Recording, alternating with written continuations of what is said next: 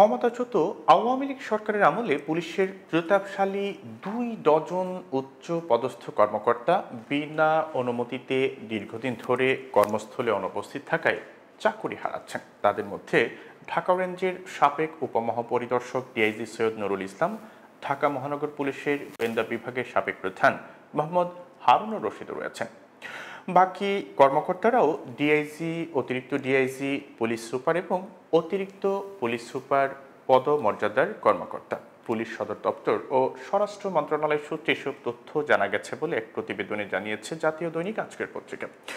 আজকের পত্রিকা এক সূত্রের উদ্ধৃতি দিয়ে বলছে যে বিনা অনুমতিতে দীর্ঘদিন কর্মস্থলে অনুপস্থিত এই পুলিশ কর্মকর্তারা মূলত আত্মগোপনে রয়েছেন। তাদের কয়েকজন ইতিমধ্যে বিদেশে পাড়ি দিয়েছেন বলেও শোনা যাচ্ছে। পুলিশ সদর দপ্তর ও স্বরাষ্ট্র মন্ত্রণালয় সূত্র জানায় যে বিনা অনুমতিতে দীর্ঘদিন কর্মস্থলে অনুপস্থিত কর্মকর্তাদের মধ্যে রয়েছেন ঢাকা রেঞ্জের সাবেক ডিআইজি সৈয়দ নুরুল ইসলাম। তিনি গত বছরের ২৬ অগাস্ট থেকে অনুপস্থিত রয়েছেন।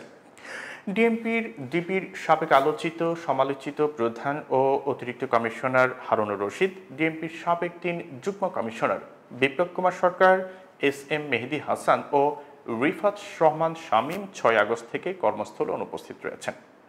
সাবেক যুগ্ম কমিশনার সঞ্জিত কুমার রায় ২২ আগস্ট থেকে, সাবেক যুগ্ম কমিশনার সুদীপ কুমার চক্রবর্তী ২৬ আগস্ট থেকে অনুপস্থিত রয়েছেন। পুলিশ সদর দপ্তরের অতিরিক্ত ডিআইজি প্রলয় কুমার জোয়ারদার ৬ আগস্ট থেকে, অতিরিক্ত ডিআইজি মোহাম্মদ জায়েদুল আলম ৪ নভেম্বর থেকে, এপিবিএনের অতিরিক্ত ডিআইজি মোহাম্মদ ফরিদ উদ্দিন চলতি বছরের ৯ ফেব্রুয়ারি থেকে, রাজশাহী রেঞ্জ পুলিশের এসপি আয়েশা সিদ্দিকা ১২ ফেব্রুয়ারি থেকে, রাজশাহী রেঞ্জের অতিরিক্ত ডিআইজি শ্যামল কুমার মুখার্জি, চট্টগ্রাম রেঞ্জের সাবেক ডিআইজি নূর আলম মিনা ৯ ফেব্রুয়ারি থেকে কর্মস্থলে অনুপস্থিত রয়েছেন। নারায়ণগঞ্জের সাবেক এসপি গোলাম মোস্তফা রাসেল ও গোয়েন্দা পুলিশের এসপি এটিইউ শাখার মোহাম্মদ সানোয়ার হোসেন ১ জানুয়ারি থেকে কর্মস্থলে অনুপস্থিত রয়েছেন।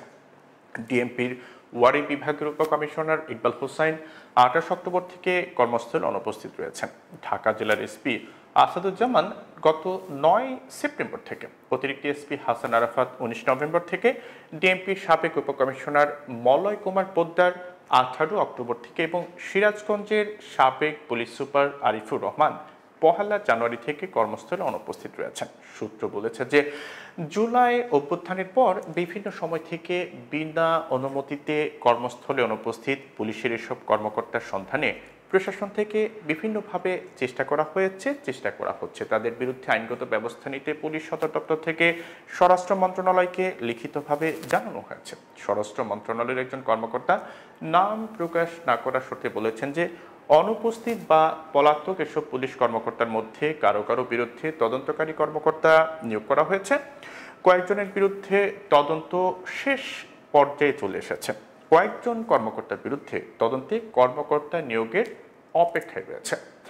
জুলাই অভ্যুত্থানের পর বিনা অনুমতিতে দীর্ঘদিন কর্মস্থলে অনুপস্থিত পুলিশ কর্মকর্তাদের বিষয়ে জানতে চাইলে পুলিশের মহাপরিদর্শক বাহারুল আলম আজকের পত্রিকাকে বলেছেন যে যারা পলাতক তাদের বিরুদ্ধে ব্যবস্থা নেওয়ার জন্য স্বরাষ্ট্র মন্ত্রণালয়ে লিখিতভাবে জানানো হয়েছে। এখন পর্যন্ত ৮১ জন পুলিশ কর্মকর্তা পলাতক।